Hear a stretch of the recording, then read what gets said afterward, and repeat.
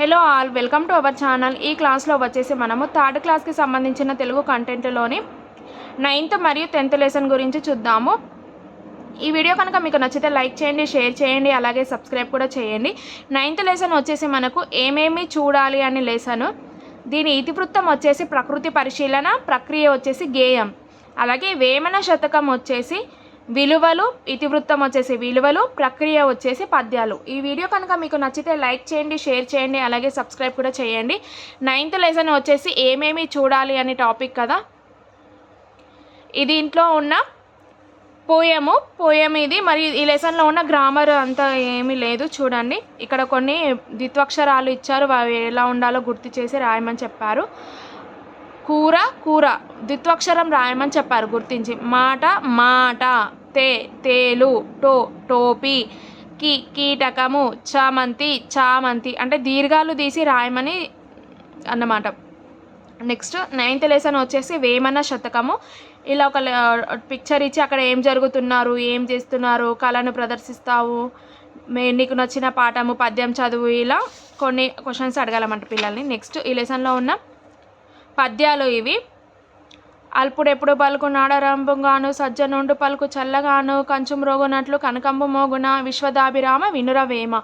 ఇలా ఇవి లెసన్స్ పద్యము. నెక్స్ట్ ఈ లెసన్లో ఉన్న గ్రామర్ చూడండి.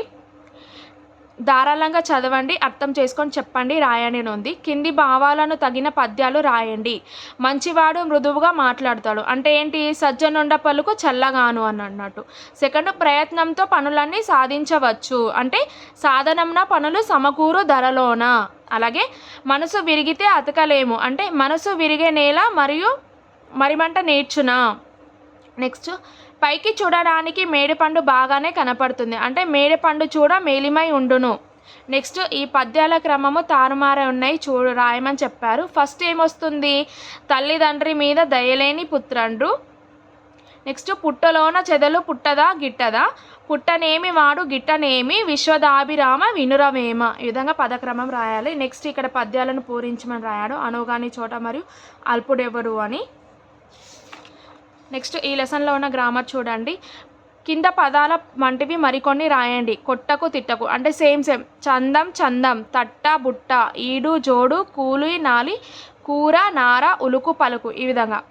నెక్స్ట్, కింద పదాలను జంట పదాలు అంటారు. ఇట్లాంటి పదాలు మరికొన్ని రాయండి. మంచి చెడు చెప్పాను కదా. పొట్టుట గిట్టుట, పాపం పుణ్యం, కుడి ఎడుమ, తూర్పు పడుమర, తప్పు ఒప్పు, చీకటి వెలుగు. నెక్స్ట్, ఇక్కడ గీత గీసిన పదాలకు అర్థాలు రాసి సొంత వాక్యాలు రాయమని చెప్పాడు. ఉర్వి అంటే ఏంటి అర్థము? భూమి.